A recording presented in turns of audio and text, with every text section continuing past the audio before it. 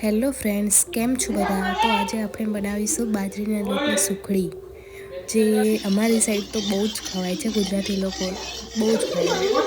તો એક વાટકી જેટલું ઘી આપણે કડાઈમાં લઈને મેલ્ટ કરીશું અને થોડું ઘી થાળીમાં સ્પ્રેડ કરીશું, જેમાં ઠારવાની છે. એક વાટકી જેટલો ગોળ મેલ્ટ થયેલા ઘીમાં નાખીને બરાબર થોડીવાર મિક્સ થઈ જાય તેટલું હલાવીશું.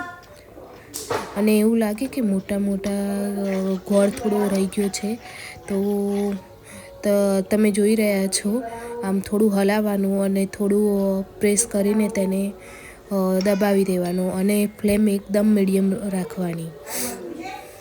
મીડિયમ ફ્લેમ પર ગોળ ઓગળી જાય તેની રાહ જોવાની. તમે જોઈ રહ્યા છો કે ગોળ ઓગળી રહ્યો છે. જેટલો તમે ગોળ લો એટલું જ ઘી લેવાનું, તો તમારી સુખડી બહુ પોચી અને સરસ બનશે. જો તમે જોઈ રહ્યા છો, ગોળ મેલ્ટ થઈ ગયો છે અને તેમાં બૂંદ બૂંદ પણ થવા માંડ્યું છે, મતલબ કે આપણે ગુજરાતી ભાષામાં પરપોટા.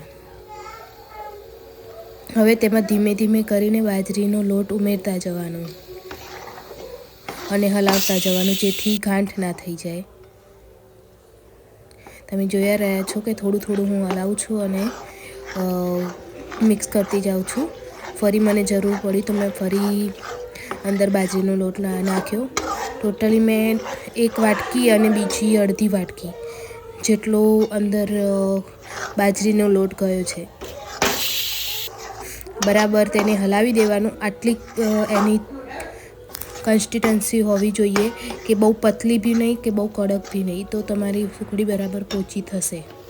આને 2 મિનિટ જેટલું જ પાકવા દેવાનું, વધારે નહીં તો તમારો પાયો જે કડક થઈ જાય ને એવું થઈ જશે. તરત ગેસ બંધ કરીને આપણે જે સ્પ્રેડ કરેલી થાળી હતી ઘીવાળી, એમાં ઠારવી દઈશું.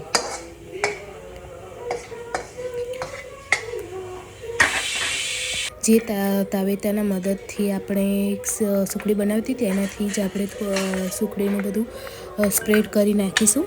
અને પછી ફ્લેટ નીચેથી કોઈ વાટકી હોય કે કંઈ બી વસ્તુ હોય તેનાથી દબાણ આપીને આપણે બધી રીતે સરખી થાય તેવી રીતે બધી સાઈડ એવી રીતે આપણે સુખડી સ્પ્રેડ કરી દઈશું.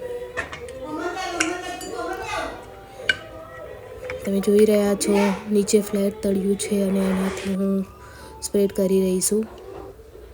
બિલકુલ બી તિરાડ ના પડવી જોઈએ. આ ઉપરથી જે દેખાય છે એ પણ ના દેખાવું જોઈએ. તાવેતાની મદદથી આપણે તે ખૂણિયા બધા બેસાડી દઈશું અને હવે તેને ચપ્પાની મદદથી કટ કરીશું.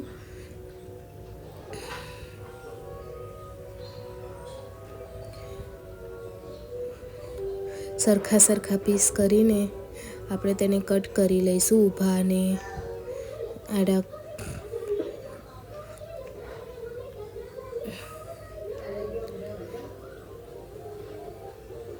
હું એક હાથે મોબાઈલ પકડીને કટિંગ કરી રહી છું હાલ, એટલે થોડું લાઈન આગી પાછી થાય છે.